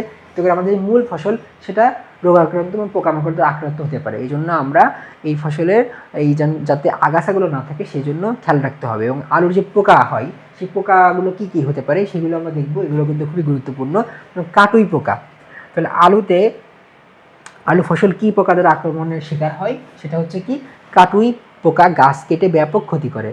এই পোকাটা আলু ফসলকে আক্রান্ত করে এবং এটা কি করে, আলুর যেই গাছটা আছে সেই গাছটা কেটে কেটে ফেলে। তার মানে দেখা যাবে হঠাৎ করে আলু গাছের বিভিন্ন ছিদ্র, আমরা অনেক সময় বাজার থেকে আলু কিনতে চাই তো দেখতে পাই যে আলুর ভিতরে কিন্তু ছিদ্র ছোটো ছোটো, তো এগুলো কী কারণে হয়, কাটুই পোকার কারণে হয়। এই পোকা সাধারণত গাছ এবং যেই আলু সেগুলো ছোটো ছোটো করে ছিদ্র করে কেটে ফেলে। কাটুই পোকা দমনে ডারসবান 5 মিলিলিটার পানিতে মিশিয়ে স্প্রে করতে হবে। এবং জাপ পোকা দমনে আরেকটা পোকা যেটা আলু গাছে আক্রমণ করে সেটা কি জাপ পোকা। তাহলে এটা দমনে অ্যাসিকেট 75 SP 1 গ্রাম লিটার পানিতে মিশিয়ে 7 থেকে 10 দিন পর পর স্প্রে করতে হবে। তো এই দুইটা পোকা ফ্রন্ট লাইনে আলু যে ফসলটা আছে সেই ফসলটাকে আক্রান্ত করে। তাহলে হামপুলিং আরও একটি গুরুত্বপূর্ণ বিষয়। হামপুলিং পরীক্ষা অনেক সময় প্রশ্ন এসে থাকে যে হামপুলিং কী। তাহলে হামপুলিং কি সেটা আমাদের এখন আগে জানাও দরকার। সেটা কি মাটির উপরিভাগের গাছ সম্পূর্ণ কেটে ফেলার প্রক্রিয়াকে হামপুলিং বলা হচ্ছে। তাহলে কি মাটির উপরিভাগের গাছ সম্পূর্ণ কেটে ফেলার প্রক্রিয়াকে হামপুলিং বলা হচ্ছে। এটা কিন্তু আলু ফসলের একটি বিশেষ একটি প্রক্রিয়া। আলু ফসল যখন পরিপক্ক হয়ে যায় এবং ফসল সংগ্রহ করতে কৃষক উদ্বুদ্ধ হয়, তখন কি হয় যে আলুর যে গাছটা আছে, আলু কিন্তু মাটির নিচে থাকছে, তাই না, আর শিকড়ের সাথে সাথে আলু লেগে থাকছে। তো এর পূর্বে হামপুলিং, এই প্রক্রিয়াটাকে বলা হচ্ছে হামপুলিং। আমরা আলুর যে গাছটা সেই গাছটা তুলে ফেলবো এবং মাটির মধ্যে আমরা আলু রেখে দেবো, তাই না। এবং আলু সংগ্রহের 7 থেকে 10 দিন আগে হামপুলিং করতে হবে। 7 থেকে 10 দিন আগে গাছটা উঠে ফেলবো এবং মাটিতে আলু থাকবে, এবং এই প্রক্রিয়াটা যেটা করছি সেটা হলো হামপুলিং। তাহলে মাটির উপরিভাগের গাছ সম্পূর্ণ কেটে ফেলার প্রক্রিয়া যেটা, সেটাকে বলা হচ্ছে হামপুলিং। দেখি সরিষার বীজ উৎপাদন এলাকা। এবার আমরা জানবো আলু এবং পেঁয়াজের বীজ যে উৎপাদন প্রক্রিয়া সেটা সম্পর্কে আমরা জানলাম। এখন আমরা জানবো সরিষার বীজ উৎপাদন প্রক্রিয়া যেটা সেটা। তো সরিষার বীজ উৎপাদনের জন্য সবচেয়ে গুরুত্বপূর্ণ যে বিষয়টা আগে জমি তৈরি, কারণ জমিতে আমরা চাষ করব। তো জমি তৈরির জন্য আমাদের কি কি বিষয়গুলো মাথায় রাখতে হবে। আর বাংলাদেশের নাটোর প্রথম উৎপাদন যে এলাকাটা সেগুলো কী কী, বাংলাদেশের নাটোর, সিরাজগঞ্জ, ময়মনসিংহ, যশোর, টাঙ্গাইল এবং ব্রাহ্মণবাড়িয়া, ফরিদপুর এলাকায় সে সরিষার চাষটা সেটা কিন্তু ভালো হচ্ছে এবং এই অঞ্চলগুলো সরিষা চাষের জন্য অনুকূল। এবং এসব অঞ্চলের মাটি ও জলবায়ু সরিষা চাষের জন্য উপযোগী হওয়ায় যে তুলনামূলক ফলন সেটা কিন্তু অনেক ভালো হয়, যার কারণে এই অঞ্চলগুলো সরিষা চাষের জন্য উপযোগী। এবার দেখি যে আবহাওয়া জলবায়ু। তো সরিষা চাষের জন্য আমাদের কী ধরনের আবহাওয়া এবং জলবায়ু প্রয়োজন। সরিষা একটি শীতকালীন ফসল এবং বাংলাদেশের রবি মৌসুমের এর চাষ হয়। তো বিগত ক্লাসে আমরা কিন্তু জেনেছি যে বাংলাদেশের কৃষি যে মৌসুমটা, সেই মৌসুমটাকে কিন্তু 3টা ভাগে ভাগ করা যায়। সেটা হলো রবি এবং খরিফ। তো রবিকে আবার 2টা ভাগে, খরিফকে আবার 2টা ভাগে ভাগ করা যায়, খরিফ 1 এবং খরিফ 2। খরিফ দ্বারা সাধারণত গ্রীষ্মকাল বোঝানো হয় এবং রবি দ্বারা সাধারণত শীতকাল বোঝানো হয়। তো এই জন্য বলা হচ্ছে রবি ফসল, এবং এটি একটি শীতকালীন ফসল। সাধারণত শীতকালে চাষ হয়ে থাকে। আমরা শীতকালে প্রায় দেখতে পারি যে বিভিন্ন ছবিতে যে মাঠের পর মাঠ হলুদ হয়ে আসে, কারণ সেখানে সরিষা রোপণ করা হয়েছে। তো দেখতে অনেক ভালোও লাগে আমাদের, তাই না। তো কম বৃষ্টিপাত এবং ঠান্ডা আবহাওয়ায় সরিষার যে বৃদ্ধি ফলন সেটা ভালো হয়। তাহলে সরিষা চাষের জন্য বৃষ্টিপাত কিন্তু খুবই কম হওয়া লাগে, প্রায় না হলেই ভালো হয়, এবং ঠান্ডা যে আবহাওয়া, শীতকালে একদম পারফেক্ট এই জন্য সরিষা চাষের জন্য। সরিষার বীজে সাধারণত 38 থেকে 44% তেল বিদ্যমান থাকে। তো সরিষার যে বীজটা, যেই সরিষার দানা ছোটো ছোটো, সেই দানাতে প্রায় 38 থেকে 44% তেল থাকে। এবং বেলে দোআঁশ এবং পলি দোআঁশ মাটিতে সরিষা চাষের জন্য বিশেষভাবে উপযোগী। তাহলে দোআঁশ এবং বেলে দোআঁশ যে মাটিটা আছে সেই মাটিটাতে আমরা সরিষা চাষ করি, তো আমরা ফলনও ভালো পাবো, কারণ এই মাটিতে সরিষা চাষ এর উপযোগী। আমরা আগে কিন্তু জেনেছি যে দোআঁশ মাটি কিন্তু সব ধরনের ফসল চাষের জন্য উপযোগী এবং এই মাটির পুষ্টি গুণাগুণ অত্যন্ত ভালো, যার কারণে সবচেয়ে ভালো ভ্যালুয়েবল যদি মাটি বলা হয় তাহলে সেটা হচ্ছে দোআঁশ মাটি। কিন্তু সরিষার জাত, মানে আমরা সরিষার বীজ উৎপাদনের জন্য কোন কোন জাত নির্বাচন করব সেটা আমরা এখন দেখি। বাড়ি সরিষা 6 থেকে 17 পর্যন্ত আমরা নিতে পারি সরিষা চাষের জন্য উন্নত জাত হিসেবে, এবং বিনা সরিষা 3, 4, 5, 6 এই জাতগুলো চাষযোগ্য। প্রায় স্থানীয় এবং প্রচলিত জাতের মধ্যে আছে সম্পদ, দৌলত, 7 এবং কল্যাণিয়া। এই যে জাতগুলো আছে এই জাতগুলোও কিন্তু আমরা সরিষা চাষের জন্য ব্যবহৃত করতে পারি। দেখবো সরিষার আগাছা দমনে আমরা কী ধরনের পদক্ষেপ নিতে পারি। বীজ বপনের 15 থেকে 20 দিন পর প্রথম যে আগাছা দমন সেটা আমরা করতে পারবো। ফুল আসার সময় দ্বিতীয়বার নিড়ানি দিয়ে দেওয়া প্রয়োজন। আগাছা দমন করে পুষ্টি ও আলো সরিষা গাছ সহজে পায়। এটা একটি গুরুত্ব আমরা সরিষা আগাছা দমনের। তো প্রথমত 15 থেকে 20 দিন পর একবার যেই সরিষার আগাছা দমন সেটা করব। পাশাপাশি যখন প্রয়োজন হবে, যখন দেখবো যে অন্যান্য যে জাতের গাছ দেখতে পাচ্ছি সেগুলো থাকে, সেগুলো আমরা পরবর্তীতে দমন করব। এবার রোগিং। তো রোগিং আমরা জেনেছি কত আগেই যে রোগিং কী, তো সেই বিষয়ে এবার বীজের জমিতে অত্যন্ত 2 বার রোগিং করা আবশ্যক। মানে 2 বার আগাছা দমনের যেই আমাদের প্রক্রিয়া সেটা করতে হবে। পাশাপাশি বীজ বপনের 25 দিন এবং 40 দিন পর রোগিং করতে হবে। পাশাপাশি আগাম ফুল আসা গাছ, ভিন্ন রঙের ফুলযুক্ত গাছ এবং অস্বাভাবিক লম্বা গাছ তুলে ফেলতে হবে। এবার দেখবো যে সরিষার যে কোন ধরনের রোগে আক্রান্ত হয় সেগুলো সম্পর্কে। তো সরিষা পাতা ঝলসানো, মিলডিউ, কাণ্ড পচা ও পরজীবী উদ্ভিদের রোগ দেখা দিতে পারে সরিষাতে। তো সরিষার রোগগুলো কী কী, প্রথমত আমরা মার্ক করি। পাতা ঝলসানো রোগ, মিলডিউ, কাণ্ড পচা এবং পরজীবী উদ্ভিদজনিত রোগ। এই রোগগুলো সরিষা ফসলে দেখা দিতে পারে। এবং রোগ এর জন্য আমাদের কী করা দরকার, যে রোগ প্রতিরোধী জাত এবং নির্বাচন করতে হবে প্রথমত, এবং বীজ শোধন করে নিতে হবে রোপণের আগে। প্রয়োজন অনুযায়ী এই ওষুধগুলো যেমন রোভরাল, অটোস্টিন বা ইন্ডোভিফিল M45 এগুলো আমরা এই কীটনাশকগুলো প্রয়োগ করতে পারি এই রোগগুলো থেকে নিষ্কৃতি পেতে। এবার দেখি যে সরিষা যদি কোনো যে ধরনের পোকামাকড় থেকে আক্রান্ত শিকার হয় সেগুলো কী কী। সরিষা জমিতে জাপ পোকা, করাত মাছি এবং পাতা বিছা প্রধান ক্ষতি করে থাকে। তাহলে এই যে পোকাগুলো আছে, জাপ পোকা, করাতি মাছ, পাতা বিছা, মাছি, এইগুলো সরিষা ফসলের প্রধানত ক্ষতি করে থাকে। এবং পোকা দমনের জন্য নির্ধারিত মাত্রায় যে অনুমোদিত কীটনাশক আছে সেগুলো আমরা ব্যবহার করতে পারি। পাশাপাশি যে নিয়মিত জমি পর্যবেক্ষণ করলে আমাদের নিয়মিত ফসল রোপণের পরবর্তী সময়ে মাঠে বিভিন্ন সময় যাই, তো দেখতে পারবো যে কোন কোন পোকামাকড় দ্বারা আক্রান্ত হচ্ছে। তো সেটা যদি আমরা খেয়াল রাখি তাহলে খুব সহজে এই সরিষা পোকামাকড়গুলো আমরা দমন করতে পারবো। ফসল সংগ্রহ। তাহলে এখন আমরা ফসল যখন সংগ্রহ করব, সেই সংগ্রহের সময়টা দেখব যে কোন কোন সময় সংগ্রহ করা যেতে পারে। তো সরিষার ফলকে সিলিকোয়া বলা হয়। তাহলে এটা একটা জ্ঞানমূলক প্রশ্ন হতে পারে, সিলিকোয়া কি? তো সরিষা ফলকে সিলিকোয়া বলা হচ্ছে। সরিষার ফলকে সিলিকোয়া বলা হচ্ছে। তো গাছ 3/4 পাতা হলদে হলে ফসল পরিপক্ক হয়েছে বলে ধরা হয়। তার মানে গাছে যদি 3/4 পাতা যদি দেখা যায় হলুদ হয়ে যাচ্ছে ধীরে ধীরে, তখন বুঝতে হবে যে সরিষা ফসল আমাদের সংগ্রহের সময় হয়ে গেছে। তো ফসল সংগ্রহের পর কয়েকদিন রোদে শুকিয়ে নিতে মাড়াই করতে হবে তারপর, এবং বীজের আর্দ্রতা 6 থেকে 8% হলে সংরক্ষণের জন্য উপযুক্ত হয়। তাহলে যখন আমরা বীজটা সংগ্রহ করব সেটাতে যেন 6 থেকে 8% আর্দ্রতা বিদ্যমান থাকে। এই যদি আমরা দেখতে পাই যে এই 6 থেকে 8%-এর মধ্যে আমাদের বীজের আর্দ্রতা আছে, তখন আমরা বীজটা সংগ্রহ করতে পারবো এবং সংরক্ষণ করতে পারবো পরবর্তী রোপণের জন্য।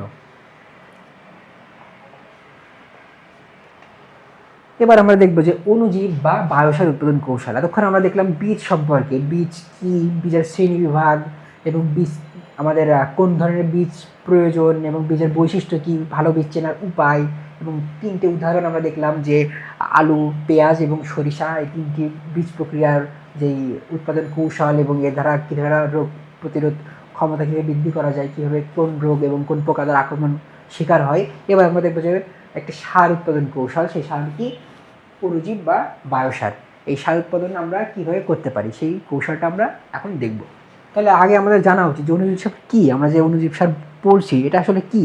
তো অণুজীব বা জীবাণু দ্বারা তৈরি সারকে অণুজীব বা জীবাণু সার বলা হচ্ছে। তাহলে এটা একটি জ্ঞানমূলক প্রশ্ন হতে পারে, এই জন্য আমরা এটা গুরুত্ব দিয়ে মার্ক করব যে অণুজীব বা জীবাণু দ্বারা তৈরি সারকে অণুজীব বা জীবাণু সার বলা হয়। ব্যাকটেরিয়া, শ্যাওলা, ছত্রাক ইত্যাদি দ্বারা অণুজীব সার তৈরি করা হয়। তাহলে অণুজীব সার কী কী জিনিস দ্বারা তৈরি করা হচ্ছে? ব্যাকটেরিয়া, শ্যাওলা এবং ছত্রাক, এগুলো দিয়ে অণুজীব সার তৈরি করা হতে পারে। মাটির উর্বরতা বজায় রাখা এবং উদ্ভিদকে পুষ্টি সরবরাহ করে ফসল উৎপাদন বৃদ্ধি করে। তো এটা হলো অণুজীব সারের কাজ, মৌলিক কাজ, তাই না? এবার দেখবো অণুজীব সারের শ্রেণী বিভাগ।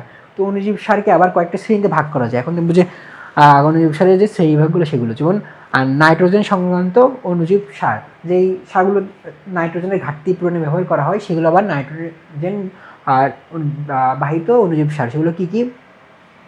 বায়ুমণ্ডল থেকে নাইট্রোজেনের আহরণ করে মাটিতে স্থায়ী করে। তাহলে এই কাজটা কী হচ্ছে? বায়ুমণ্ডল থেকে নাইট্রোজেন প্রথমত সংগ্রহ করছে এবং সেগুলো মাটিতে স্থির করছে। তো এর উদাহরণস্বরূপ আমরা দেখতে পারি কী কী? রাইজোবিয়াম, নীল সবুজ শ্যাওলা এবং অ্যাজোটাব্যাক্টর। তো মাটিতে যখন নাইট্রোজেনের স্বল্পতা দেখা দিতে পারে তখন কিন্তু আমরা এই যে সারগুলো আছে এই সারগুলো দিতে পারি জমিতে। তো জমিতে দিলে নাইট্রোজেনের ঘাটতি পূরণ হবে। এগুলো কি করে, বায়ুমণ্ডল থেকে নাইট্রোজেন সংগ্রহ করে তাদের ভিতরে সংরক্ষণ করে থাকে। এবার দেখি ফসফরাস দ্রবণীয় অণুজীব সার। তাহলে যে সারগুলো এবার সাধারণত ফসফরাস সংগ্রহ করে থাকে সেগুলো ফসফরাস বাহনকারী অণুজীব, দ্রবণকারী অণুজীব সার মাটির ফসফরাসকে দ্রবীভূত করে গাছের জন্য গ্রহণযোগ্য করে। এদের প্রধানত যে কাজটা, মাটিতে যে ফসফরাসটা থাকে সেই ফসফরাসটা কিন্তু উদ্ভিদ সহজে গ্রহণ করতে পারে না, একদম মাটি থেকে গ্রহণ করতে পারে না, এটা মাটির সাথে দ্রবণীয় করা লাগে। তো এই যে সারগুলো আছে এই সারগুলোর কাজ কি, এগুলো এই ফসফরাসটাকে দ্রবণীয় করে তোলে উদ্ভিদের জন্য এবং উদ্ভিদ সেভাবে গ্রহণ করতে পারে। তো এই সারগুলো কী কী সার সেগুলো আমরা দেখি এখন। Aspergillus niger, Penicillium, digitatum, Bacillus মেগাটেরিয়াম।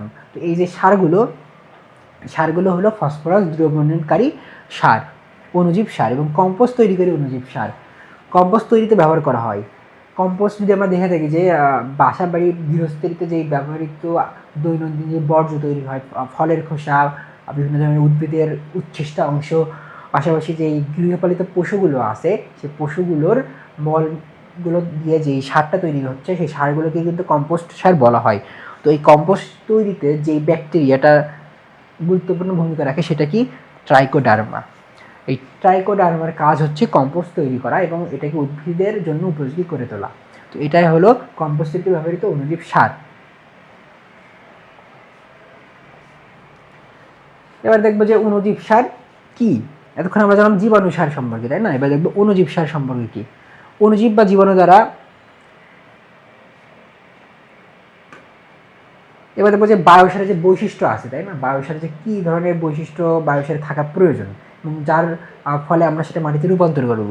সার মূলত উদ্ভিদের খাদ্যের জৈবিক আকারে থাকবে এবং কারখানায় প্রক্রিয়াকৃত হবে। অণুজীবও পুষ্টি উৎপাদন মুক্ত থাকবে এবং প্রয়োগের পর বিয়োজিত হয়ে পুষ্টি সরবরাহ করবে। এই বৈশিষ্ট্যগুলো অণুজীব সারে বিদ্যমান থাকা প্রয়োজন। এটা কারখানায় প্রক্রিয়াকৃত হবে, কারণ দেখা যাচ্ছে যে একটি নির্দিষ্ট ব্যাকটেরিয়া থাকছে, কিন্তু মানুষ যদি তার নিজস্ব হাত দ্বারা করে, তাই না, দেখা যাবে যে হাতে যে ব্যাকটেরিয়া বা অন্যান্য জীবাণু আছে সেগুলোও কিন্তু অনেক সময় ওই জীবাণুগুলো মিশে যেতে পারে। তার কারণে উদ্ভিদের ভালো হওয়ার বদলে ক্ষতি কিন্তু বেশি হবে। তো ওই সারগুলো ব্যবহার করা যাবে না, ওই কারখানায় তৈরি করতে হবে মানুষের সংস্পর্শ ছাড়াই। অণুজীব পুষ্টি উপাদান যুক্ত থাকবে, পাশাপাশি প্রয়োগের পর বিবেচিত হয়ে পুষ্টি উপাদান সরবরাহ করবে। এই বৈশিষ্ট্যগুলো সাধারণত বায়োসার বা জীবাণু সারে বিদ্যমান থাকে। এবার দেখবো আমরা অণুজীব সারের গুরুত্বটা। কোনো একটা বিষয় যখন টপিক আমরা পড়বো, টপিকের যে গুরুত্ব এবং এর উপকারিতা অপকারিতা এগুলো সম্পর্কে সবচেয়ে বেশি ধারণা রাখবো। কারণ দেখা যাচ্ছে যে আমাদের প্রশ্নগুলো হয়, এই প্রশ্নগুলোতে কিন্তু এইগুলোই চাই যে এই যে আমাদের কোনো একটা টপিক, সেই টপিকের গুরুত্ব কী এবং এ দ্বারা কী লাভ বা ক্ষতি হয়। তো এই জন্য এই গুরুত্বটা আমরা খুব মনোযোগ সহকারে দেখবো এবং পড়বো। রাসায়নিক সারের চাহিদাপূর্ণ সমস্যা, পরিবেশ দূষণ এবং শক্তি ব্যয় হ্রাসে সহায়ক। পাশাপাশি কি, মাটির উর্বরতা বৃদ্ধি, ফসলের পুষ্টি চাহিদা পূরণ এবং ফলনের বৃদ্ধি নিশ্চিত করে। মানে আমরা জানি যে রাসায়নিক সার কিন্তু আমাদের মানবদেহের জন্য ক্ষতিকর, কারণ আমাদের মানবদেহে বিভিন্ন ধরনের কেমিক্যাল যুক্ত হলে আমাদের শরীরের যে প্রক্রিয়া সেই প্রক্রিয়ায় বিভিন্ন ব্যাঘাত ঘটে, যার ফলে আমরা এর বদলে অণুজীব সার ব্যবহার করতে পারি। এগুলো আমাদের শরীরের জন্য কিন্তু ক্ষতিকর না। তো এর পরিবর্তে অণুজীব সার ব্যবহার করা যেতে পারে এবং মাটির উর্বরতা বৃদ্ধি প্লাস যেই ফসলের পুষ্টি চাহিদা সেগুলো পূরণ এগুলো ভূমিকা রেখে থাকে। পাশাপাশি কি কাজ করে আরও, যে মাটিতে জৈব পদার্থ যোগ করে ফলন ও গুণগত মান বৃদ্ধি করে। পাশাপাশি ডাল জাতীয় ফসলের দানায় আমিষ 50 থেকে 100% বৃদ্ধি করে। তারপরে আমরা দেখতে পাচ্ছি যে ফসফরাস দ্রবণীয় করে। আমরা ফসফরাস দ্রবণকারী সার দেখেছি যে কোন কোন সারগুলো ফসফরাস দ্রবণ করতে সহায়তা করে। তো এটা একটি গুরুত্বপূর্ণ বৈশিষ্ট্য। মাটিতে জৈব পদার্থ যোগ করে ফসলের ফলন ও গুণগত মান বৃদ্ধি করে। আবার যে আমরা জানি যে ডাল একটি আমিষ জাতীয় ফসল, আমরা উদ্ভিদ থেকে যদি কোনো আমিষ পেয়ে থাকি সেটা কিন্তু ডাল থেকে পেয়ে থাকি। কারণ আমরা জানি যে কারণ আমিষ পাওয়া যায় কী থেকে, প্রাণী থেকে, সাধারণত বিভিন্ন ধরনের মাংস থেকে, কিন্তু উদ্ভিদ থেকে প্রাপ্ত যে আমিষ সেটা কিন্তু একমাত্র ডাল ফসলে পাওয়া যায়। এই জন্য ডালের যে আমিষ সেটা কিন্তু আমাদের শরীরে গুরুত্বপূর্ণ। তো সেটা 50 থেকে 100% বৃদ্ধি করে এই অণুজীব জাতীয় সারগুলা। তো পরিবেশ প্রাণীর ওপর ক্ষতিকারক প্রভাব ফেলে না, পাশাপাশি রাসায়নিক সার ব্যবহারের পরিমাণ 10 থেকে 40% কমাতে সক্ষম এই অণুজীব সারগুলো, এবং উদ্ভিদের রোগ প্রতিরোধ ক্ষমতা এটাও বৃদ্ধি করে অণুজীব সারগুলো।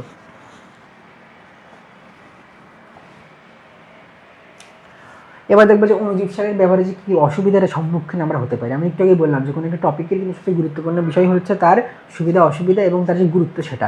তো আমরা সুবিধা সম্পর্কে জানলাম, গুরুত্ব জানলাম, এখন দেখবো অসুবিধাগুলো কী কী। তো অসুবিধাগুলো কী কী দেখি। সকল উদ্ভিদের জন্য উপযুক্ত নয়, এবং এটা সব ধরনের উদ্ভিদের জন্য উপযুক্ত নয় এই ধরনের সারগুলো ব্যবহার করা। তো অণুজীবের প্রজাতি ও স্টেন, পৃথকীকরণের কালচার জটিল। অণুজীবের যেই আমরা জানি এগুলো খুবই অনুবীক্ষণিক যন্ত্রের সাহায্যে দেখতে হয়। তো এর জন্য দেখা যাচ্ছে যে খুব ভালো ল্যাবরেটরি লাগে। এই ল্যাবরেটরিগুলোতেই এই যেই জীবাণুগুলো সেগুলো তৈরি করা হচ্ছে, এবং এগুলো ওই সারগুলোর সাথে মিক্স করা হয়। তো সেক্ষেত্রে স্ট্রেন পৃথকীকরণ, যে একটি ব্যাকটেরিয়ার সাথে আরেকটি ব্যাকটেরিয়া যুক্ত না থাকে, আমরা যেই কাঙ্ক্ষিত যেই সারটা চাচ্ছি তার জন্য যে নির্দিষ্ট যে গুণাগুণ সেটা যেন বিদ্যমান থাকে। তো এই জন্য একটু ব্যয়বহুল, এবং পাশাপাশি এর যেই প্রক্রিয়া সেটাও একটু জটিল। পাশাপাশি কি আধুনিক গবেষণাগার প্রয়োজন, কারণ এটা করতে গেলে অবশ্যই আধুনিক প্রযুক্তি সম্বলিত গবেষণাগার দরকার। সংরক্ষণ সীমাবদ্ধতা, কারণ এটার যেই সংরক্ষণ প্রক্রিয়া সেটাও কিন্তু একটু জটিল, যার কোনো সীমাবদ্ধতা আছে আমাদের দেশে। প্লাস কার্যবলী ধীর এবং রাসায়নিক সারের তুলনায়। আচ্ছা, কার্যবলী এই সারটা করে সেটা কিন্তু ধীরে ধীরে করে। রাসায়নিক সার, যেমন আমার জমিতে নাইট্রোজেনের অভাব হচ্ছে, আমি নাইট্রোজেনের রাসায়নিক সার তৎক্ষণাৎ প্রয়োগ করলাম, তো দেখা যাবে যে আমার ফসলের যে ঘাটতি সেটা কিন্তু খুব দ্রুত পূরণ হয়ে গেল। কিন্তু এই সারগুলো ধীরে ধীরে কাজ করে, যার ফলে আমার তৎক্ষণাৎ যেই প্রয়োজন সেটা মেটানো কিন্তু এই সার দিয়ে সম্ভব হয় না। একদম রাইজোবিয়াম সার। এবার আমরা দেখবো যে অণুজীব সারের যে প্রকারভেদ আমরা দেখলাম, তার মধ্যে একটা ছিল রাইজোবিয়াম, কম্পোস্ট তৈরিতে যেটা ব্যবহৃত হয়ে যায়। তো সেটা আমরা শুরুতে দেখি রাইজোবিয়াম সার কি। নাইট্রোজেন সংযুক্তকারী অণুজীব সার। তাহলে আমাদের যদি কোয়েশ্চেন আসে যে রাইজোবিয়াম কি, তো আমরা উত্তর লিখতে পারি কি, নাইট্রোজেন সংযুক্তকারী অণুজীব সার হলো রাইজোবিয়াম, তাই না? এই প্রশ্নের উত্তর আমরা এটা লিখতে পারি।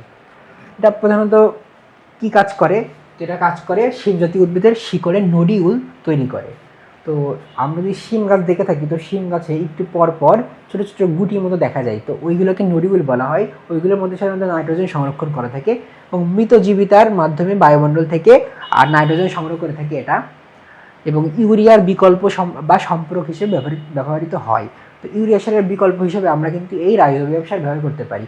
যে এই লাইনটা, এটা কিন্তু গুরুত্বপূর্ণ, কারণ আমাদের প্রশ্ন আসতে পারে যে ইউরিয়ার পরিবর্তে বা বিকল্প হিসেবে আমরা কী ব্যবহার করতে পারি। তখন আবার উত্তর করতে হবে কি, আমরা রাইজোবিয়াম ব্যবহার করতে পারি, কারণ এর বিকল্প এটা। তো মসুর, ছোলা, মুগ, বরবটি, মাসকলা ও ধইঞ্চা ফসলের জন্য ব্যবহার করা হয়। তো এই ফসলটা সাধারণত এই ধরনের এই সারটা সাধারণত এই ধরনের ফসলে ব্যবহার করা হয়। এবার দেখবো আবাদ মাধ্যম, আমরা কীভাবে রাইজোবিয়াম আবাদ করতে পারি। তো কীভাবে করতে পারি, যে কঠিন মাধ্যম, পিট, মাটি, কাঠের গোড়া এবং ছাই, এই মাধ্যমগুলোর মাধ্যমে এই যে রাইজোবিয়াম এটা তৈরি করতে পারি। পাশাপাশি তরল মাধ্যম কি, 15 পাউন্ড চাপ এবং 120 ডিগ্রি সেলসিয়াস তাপমাত্রায় শোধন, এই শোধন করে তৈরি করা যায় রাইজোবিয়াম। এর লক্ষ্য কি, লক্ষ্য হলো দীর্ঘদিন টিকে থাকা, সহজে ব্যবহার এবং পর্যাপ্ত কার্বন। এখানে এই যেই কার্বন, সহজ ব্যবহার এবং টিকে থাকে, এই লক্ষ্যে আমরা রাইজোবিয়াম যে আবাদ এটা করতে পারি। এবং রাইজোবিয়ামের যে প্রভাব, রাইজোবিয়াম আসলে কী কাজ করে থাকে এবং এর প্রভাবটা কী।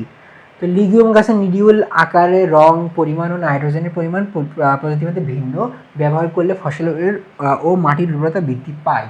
তো এই তাহলে রাইজোবিয়ামের যে প্রভাব, যে লিগিউম জাতীয় যে গাছগুলো আছে, শিম জাতীয় সাধারণত যে গাছগুলো, এই গাছগুলোতে যখন নাইট্রোজেন স্বল্পতা দেখা যায়, তখন আমরা কিন্তু রাইজোবিয়াম আমরা সেই গাছগুলোতে প্রদান করতে পারি। তো প্রদান করলে কী হবে, যে নাইট্রোজেনের যে ঘাটতি বা সংকরতা আছে সেটা কিন্তু রাইজোবিয়াম পূরণ করতে পারবে। তো এটা হলো রাইজোবিয়ামের যে গুরুত্ব, সেই গুরুত্বের মধ্যে আমরা ফেলতে পারি। এবার দেখবো আরও একটি সার, অ্যাজোলা সার। এটাও একটি অণুজীব সার, এবং এটা প্রথমত আমরা জানি যে অ্যাজোলা কী। তো অ্যাজোলা পিনাটা বা জলজ ক্ষুদ্রপনা জাতীয় সবুজ উদ্ভিদ। তো অ্যাজোলা কি, অ্যাজোলা সাধারণত কি, জলজ ক্ষুদ্রপনা জাতীয় উদ্ভিদ, জলজ ক্ষুদ্রপনা জাতীয় উদ্ভিদ, এবং দ্রুত বৃদ্ধি হয় এবং দৈনন্দিন ওজন প্রায় দ্বিগুণ হয়। এবং নাইট্রোজেন সরবরাহকারী শ্যাওলা, এটা কি, নাইট্রোজেন সরবরাহকারী শ্যাওলা প্রতি হেক্টর জমিতে 30 থেকে 40 কেজি নাইট্রোজেন সরবরাহ করতে সক্ষম। তার মানে আমরা যদি আমাদের জমিতে নাইট্রোজেনের ঘাটতি দেখতে পাই, তো যদি আমরা অ্যাজোলা সারটাতে প্রয়োগ করি, তাহলে কী হবে, 30 থেকে 40 কেজি নাইট্রোজেন সরবরাহ করতে সক্ষম হবে অ্যাজোলা সার। তাহলে অ্যাজোলা সারের শর্ত, অ্যাজোলা আমরা কীভাবে চাষ করতে পারি, এটা সাধারণত আমাদের যেই পতিত যেই পুকুর আছে বা খাল বিল নদী নালা আছে, সেগুলো যদি আমরা দেখে থাকি তো ছোটো ছোটো আকারে ক্ষুদ্র শ্যাওলা কিন্তু তৈরি হয়ে থাকে। তো সেইগুলোই কিন্তু অ্যাজোলা। এগুলো যদি সংগ্রহ করে জমিতে প্রয়োগ করা হয় তাহলে সেটা সার হিসেবে কাজ করে। তো অ্যাজোলা চাষের শর্ত কি, 20 থেকে 23 ডিগ্রি সেলসিয়াস তাপমাত্রা থাকতে হবে এবং যে মাটির পিএইচ সেটা 5.5 থেকে 7 থাকা লাগবে। তো দ্রুত বৃদ্ধি ও হেটারিস্ট কোষের মাধ্যমে নাইট্রোজেন সংযোজন করে। এটা সাধারণত এই আমাদের যেই জমি আছে সেইখানে। এর যে গুরুত্ব, এখন আমরা দেখবো যে অ্যাজোলার গুরুত্ব কী, অ্যাজোলাকে আমরা কেন ব্যবহার করবো এবং গুরুত্বটা কী। ইউরিয়ার বিকল্প ফসলের বৃদ্ধি, তো কী করে থাকে, ইউরিয়ার যে বিকল্প সেটা করে থাকে এবং ফসলের বৃদ্ধিতে সহায়তা করে থাকে। শস্য বৃদ্ধির জন্য নাইট্রোজেনের অন্যতম একটা উৎস হতে পারে। রোপা আমন ধানে 20 থেকে রোপা আমন ধানে কী করে 20 থেকে 25% ফলন যে ফলন সেটা বৃদ্ধি করতে পারে এবং দস্তা লোহা ম্যাঙ্গানিজ দ্রবীভূত করে। দস্তা লোহা ম্যাঙ্গানিজ এগুলো সাধারণত দ্রবীভূত অবস্থায় আমাদের যে কৃষি জমি সেখানে থাকে না, তো এটা কী করে যে এটা দ্রবীভূত করতে পারে এবং আমাদের উদ্ভিদ সহজেই তখন গ্রহণ করতে পারবে। পাশাপাশি পানি থেকে আর্সেনিক থাকে, সেই আর্সেনিকটা শোষণ করে এবং ক্ষেতের আগাছা দমন করে এবং সেচের পানি বাষ্পীভবন কমায়। তাহলে আমাদের দেখতে পাচ্ছি যে অ্যাজোলা কিন্তু আমাদের চাষের জন্য, জমি চাষের জন্য খুবই গুরুত্বপূর্ণ এবং একটি গুরুত্বপূর্ণ সার। তো অ্যাজোলার যে আমাদের গুরুত্ব, সেই গুরুত্বগুলো আমরা খুব ভালোভাবে মনে রাখার চেষ্টা করব। পাশাপাশি এবার দেখবো আন্তর্জাতিক প্রভাব, যে অ্যাজোলা চাষ কেন বর্তমানে গুরুত্বপূর্ণ। ভিয়েতনাম, চীন, ভারত, মার্কিন যুক্তরাষ্ট্রে ব্যবহার বৃদ্ধি পাচ্ছে। তার মানে ব্যবহার বৃদ্ধি পাওয়া মানে কি, সেসব দেশে কিন্তু চাহিদা ভালো আছে। আমরা যদি ভালো মানের সার তৈরি করতে পারি, আমরা কিন্তু এই দেশগুলোতে আমাদের রপ্তানি করতে পারবো এবং কাঙ্ক্ষিত বৈদেশিক মুদ্রা অর্জন করা সম্ভব হবে। থাইল্যান্ড, ইন্দোনেশিয়া, ফিলিপাইন দ্বীপপুঞ্জে জনপ্রিয়। তাহলে দ্বীপপুঞ্জগুলোতে এই অ্যাজোলা সার কিন্তু অনেক জনপ্রিয়। এবার দেখবো আরও একটি আমাদের এই অণুজীব সার, তার প্রকার ট্রাইকোডার্মা। তো ট্রাইকোডার্মাকে কী আমরা সেটা জানবো, যে ট্রাইকোডার্মা উপকারী ছত্রাক। তো ট্রাইকোডার্মা কি, ট্রাইকোডার্মা উপকারী ছত্রাক যা বিভিন্ন প্রজাতিতে পাওয়া যায়। আর পচনশীল দ্রব্যের বিয়োজন করে কম্পোস্ট তৈরি করে। এটা কি করে, যেই পচনশীল যে দ্রব্যাদি আছে সেগুলো বিয়োজন করে এবং কম্পোস্ট তৈরি করে। পাশাপাশি এর বাণিজ্যিক নাম ট্রাইকো কম্পোস্ট সার। এর বাণিজ্যিক নাম কি, ট্রাইকো কম্পোস্ট সার। তাপমাত্রা সহনশীলতার 25 থেকে 30%, 30 ডিগ্রি সেলসিয়াস। ডক্টরস ফাঙ্গাস নামে পরিচিত, কারণ এটি রোগ জীবাণু খেয়ে ফেলে এবং কঠিন জৈব পদার্থ বিয়োজন করতে পারে। এটা একটি গুরুত্বপূর্ণ বিষয়, যে ডক্টর ফাঙ্গাস। তাহলে ট্রাইকোডার্মার আরও একটি নাম কি, ডক্টর ফাঙ্গাস। এটার কী কারণে এই নামটা দেওয়া হচ্ছে, তো কী কারণে দেওয়া হচ্ছে, কারণ এটি রোগ জীবাণু খেয়ে ফেলে। তাহলে যে ভিন্ন যে রোগ জীবাণুগুলো আছে সেই রোগ জীবাণুগুলো ধ্বংস করতে পারছে, পাশাপাশি যে কঠিন জৈব পদার্থগুলো আছে সেগুলো বিয়োজন করতে সক্ষম। এই জন্য কি বলা হচ্ছে ডক্টর ফাঙ্গাস। এবার দেখবে হচ্ছে গুরুত্ব এবং সুবিধা। ট্রাইকোডার্মা চাষে যেই সুবিধাটা আছে এবং সার ব্যবহার করলে আমাদের জমিতে কী ধরনের আমরা সুবিধা পাবো সেগুলো আমরা দেখব। যে মাটির গঠন ও গুণগত উন্নত করে এবং পানি ধারণ ক্ষমতা বৃদ্ধি করে। পাশাপাশি কৃষকের যদি এই দুইটা হয় তাহলে কৃষকের অবশ্যই সাশ্রয় হবে। তো এটা একটা ট্রাইকোডার্মার গুরুত্ব, যে এর মাটির গঠন ও গুণের যে উন্নত করে এবং পানি ধারণ কমে এবং কৃষকের যে এটা সাশ্রয়, কৃষকের যেই আমাদের খরচটা আছে জমি চাষ এবং সেচ প্রদানের, তো সেগুলোতে কৃষকের সাশ্রয় করে। এবং মাটির অম্লত্ব, লবণাক্ত বিষক্রিয়া নিয়ন্ত্রণ করে। পাশাপাশি কি ইথিয়াম ও অন্যান্য ক্ষতিকারক ছত্রাক বৃদ্ধি বন্ধ করে। মানে ট্রাইকোডার্মা নিজের যেহেতু একটি ছত্রাক, তো সেটা এবার অন্যান্য যে ক্ষতিকারক ছত্রাক আছে সেগুলোর যেই বৃদ্ধি সেগুলোও জমিতে হ্রাস করে। বিশ্বধনে ব্যবহারে বিভিন্ন রোগের আক্রমণ কমায় এবং চারা ধসা বা গোড়া পচা, ধসা এই রোগগুলো থেকে গাছকে বাঁচতে সাহায্য করে। পাশাপাশি যে অন্যান্য উপকারী অণুজীব আছে তার সংখ্যা আমাদের যে কৃষি জমি সেখানে বৃদ্ধি করে। পাশাপাশি কী করে, স্বাভাবিক জৈব পদার্থ পচনে 6 মাস সময় লাগলেও ট্রাইকোডার্মা মাত্র 1 থেকে 1.5 মাসের মধ্যেই কিন্তু পচাতে সক্ষম হয়। তাহলে সাধারণত আমরা যে জৈব পদার্থগুলো জমিতে প্রদান করি, সেই প্রদান করার ফলে দেখা যাচ্ছে 6 মাসও লাগছে জমিতে মিশতে, কিন্তু ট্রাইকোডার্মা যদি আমরা ওতে প্রয়োগ করি দেখা যাবে 1 থেকে 1.5 মাসের মধ্যেই সেগুলো মাটিতে পচে এবং মিশে যাচ্ছে। তাহলে কত গুরুত্বপূর্ণ ছত্রাক এটা আমরা বুঝতে পারছি ট্রাইকোডার্মা। রাসায়নিক সার 30% পর্যন্ত সাশ্রয় করতে সক্ষম এই ট্রাইকোডার্মা। তার মানে আমরা যদি ট্রাইকোডার্মা আমাদের জমিতে যেই রোপণ করার করি তাহলে কি হবে যে আমাদের জমিতে 30% রাসায়নিক সারের ব্যবহার সেটা আমরা কমাইতে পারবো এবং পরিবেশ বান্ধব এবং বায়ো পেস্টিসাইড হিসেবে কাজ করে। তাহলে এটা ব্যবহার কিন্তু সম্পূর্ণ পরিবেশ বান্ধব এবং বায়ো পেস্টিসাইড মানে কৃত্রিম নয় এবং এটা জৈব এক ধরনের সার হিসেবে কাজ করে। তো এই জন্য ট্রাইকোডার্মা ব্যবহার করা গুরুত্বপূর্ণ। তাহলে আমরা এই যে ট্রাইকোডার্মা যে গুরুত্ব এবং সুবিধা এগুলো খুব ভালোভাবে মনে রাখবো। এবার আমরা দেখতে পাচ্ছি এখানে নিচে ট্রাইকোডার্মার দুটো গুরুত্বপূর্ণ প্রজাতির নাম দিয়ে আছে, সেগুলো কী কী? ট্রাইকোডার্মা ভিরিডি এবং ট্রাইকোডার্মা হার্জিনিয়াম। তাহলে এই যে দুইটা ট্রাইকোডার্মার গুরুত্বপূর্ণ প্রজাতি, যেই প্রজাতিগুলো দিয়ে আমরা যেই ছত্রাক, সাধারণত এইগুলা আমরা শুরুতে দেখলাম যে ট্রাইকোডার্মা এক প্রকার জৈবিক ছত্রাক। তো এই ছত্রাকের আবার দুটো প্রজাতি আছে, সেগুলো কী কী? ট্রাইকোডার্মা ভিরিডি এবং ট্রাইকোডার্মা হার্জিনাম। তো এই হলো ট্রাইকোডার্মার গুরুত্ব এবং সুবিধা। তো ট্রাইকোডার্মা সম্পর্কে এই তথ্যগুলো আমরা মনে রাখার চেষ্টা করবো। এতে করে কী হবে যে আমাদের পরীক্ষার প্রশ্ন যখন ট্রাইকোডার্মা সম্পর্কে আমাদের লিখতে হবে, তো এইগুলো আমাদের মনে থাকলে আমরা খুব ভালোভাবে এগুলো লিখতে পারবো। তো এই ছিল আজকের ক্লাসে। আমরা দেখতে পারলাম যে আমাদের যে বীজ ফসল আছে, বীজ ফসলের কীভাবে রূপান্তর করা সম্ভব এবং এর চাষ পদ্ধতি, পাশাপাশি বীজ ফসলের যেই বিশুদ্ধকরণ প্রক্রিয়া এবং এর যে গুরুত্ব আছে সেগুলো, এবং 3 ধরনের উদাহরণ আমরা দেখলাম যে পেঁয়াজ, সরিষা, আলু। পাশাপাশি দেখেছি আমরা যে অণুজীব সারগুলো এবং এর কয়েকটি প্রকারভেদ এবং অণুজীব সার ব্যবহার কেন গুরুত্বপূর্ণ এবং এর বিস্তারিত সুবিধা অসুবিধাগুলো। তো তোমরা যদি এইভাবে বিষয়গুলো নিয়ে আরও একটু পড়ালেখা করো, তো দেখা যাবে তোমাদের যে প্রশ্নগুলো উত্তর করা এবং এগুলো সহজ হবে। তো সবার জন্য শুভকামনা এবং অনেক দোয়া থাকলো। আশা করছি তোমরা এই বিষয়গুলো পড়বে এবং তোমাদের যে পরীক্ষার প্রস্তুতি সেগুলো ভালোভাবে গ্রহণ করবে।